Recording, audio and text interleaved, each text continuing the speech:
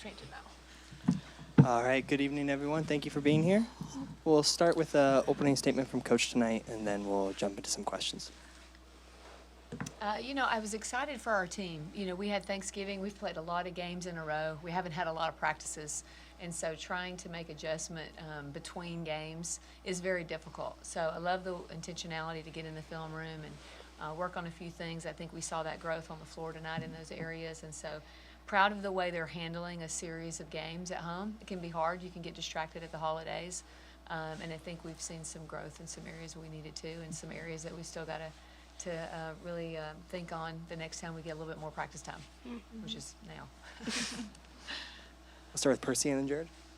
Hey, Avery, just would like to ask you about Sayvia. Just you've played 8 games with her, you played against her last year. When she's on a heater like she was tonight, how does that look from your vantage point? Yeah, I think our team is really unselfish, so we know when someone's hot, we're going to try to get them the ball. And we've had a couple games like that with Sayvia. She's been a super big threat offensively and a super reliable source defensively for us, applying a lot of pressure. But I think with a night like tonight, it's just about seeing who's hot and trying to get her the ball, and obviously that worked out really well for us. She had a lot of threes, and we had a couple assists in there, but I just think it's a lot of fun to play with her. So. And then to like that right there, just the 5 for 10 from threes. 6 for 6 from the line. What was working well for you tonight, Sayvia? Yeah, we were talking about it in our close before the coaches got in, but I thought that the bigs did a really good job of setting screens, and the guards did too, so I thought I was able to get open in a lot of our actions. So I think that was the first thing, was just setting screens, and then, being confident, shooting the ball well. And then just want to ask you about I don't know if it's a 3-point celebration, but the phone call deal, have you always been doing that, or is that new, and what's the origin behind it? I think it's just kind of funny. I've been doing it since last season. Me and Elle kind of do it. I don't really know what it means. It can mean whatever you want it to mean. But yeah, it's fun. I like doing it. And then just to be 8-0, and then heading into the big game on Sunday, just where are you at as a team? Are you where you want to be? You've kind of beaten teams by 26 points now, like each game. Is that where you want to be, or is there room for growth here? Just where are you as a team? Yeah, really early in the season, non-conference.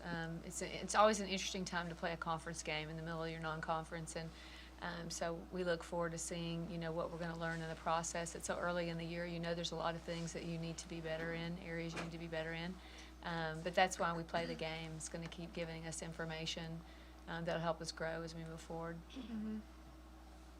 Coach, there have been a lot of first quarters, so like this season, that have been sloppy, kind of ended up being close at the end of the first quarter. What do you think you guys have to do out of the gates to clean up in the first quarter? Yeah, I think we started out fairly strong today, and then we again let someone back in a little bit. And so I think it's just the consistency of, and I hate to use the word intentionality because we probably overuse that word, but just being in the moment, focused on the process, and not getting kind of loose with what we're doing. I thought we were quick to do that today. We did that last game as well, so it's an area that we want to continue to work on. This was Eladine's second game back. How do you think she's adjusted so far? Yeah, she's done great. Elle worked really hard to be back. Ton of time outside of the team, and then obviously with the team. And so you put a lot of time in when you're coming back from injury. And so I think she's come onto the floor and played really well. Mm-hmm. To either of you two, this was kind of a game where it's kind of 3 scorers for pretty much the entire game. What does it mean when you guys don't have as much depth and you have to step up? And you kind of work through that as a team, and when you don't have as many scorers on a certain night? I thought that the people that came in did what they were supposed to. I feel like a lot of the stuff that they do when they come in isn't really on the stat sheet. But I think a lot of our bench, they just come in and play hard. Obviously, in certain actions, who you want to run it for when someone is hot.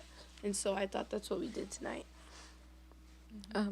Coach, just obviously Elle went out in the fourth quarter there. Can you give us any update on that and any potential severity of that injury? I don't know yet because I haven't been in the training room. That's fair. Just wanted to know. That's fine. Gotta ask. So hoping Elle is okay. We saw her hit several of the sort of mid-range shots that she's particularly good at. How do how does that particular shot help this team's offense and the variety of this offense? Yeah, we want to allow our players to score at 3 levels, and so she's really efficient in the mid-range, and so it's something that she'll consider as a main shot for her. So we want to obviously be in our strengths, and that is a strength of hers. All 3 levels are. And looking ahead at USC just a little bit, they've already faced NC State, South Carolina, Notre Dame, and played some pretty close one-possession games. Is there anything to the idea that, like, your non-conference schedule, maybe not having those same kind of tests, makes it a little more difficult to be prepared for the kind of big game you have coming up? We played at Utah, which is a good game for us on the road, traveling into elevation. We played some different styles of play. I definitely think they've played some incredible competition.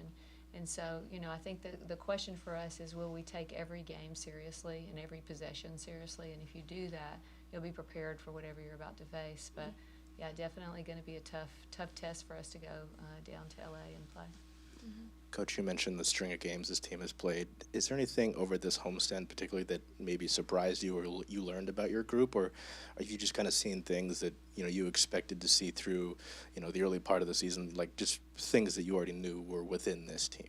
I think I started the press conference out with is, when you play this many games, normally we travel to a tournament and we play in a Thanksgiving Day tournament. We decided not to do that because of the Big Ten schedule. And so we thought we'd stay home and let our parents see more games. And so we got to have our families in and be with our families. So really an opportunity to still play several games in a row. And I thought we did handle the prep well, and the ability to really have honest feedback from those games well. So that's what I'd say what took away most from that. Yeah. Coach, we've talked a lot about the guards over this homestand and how they've played, but today, Bryn, I think it was her 3rd straight double-digit game. Yulia looked very aggressive under the basket, giving herself some second-chance points. Devin got to the line a couple times. Just what have you noticed from the bigs, and especially the Bryn and Devin, coming off the bench over the last couple games, and how does that help you guys into this Big Ten matchup against USC, the fact that kind of all position groups are kind of hitting on all cylinders right now?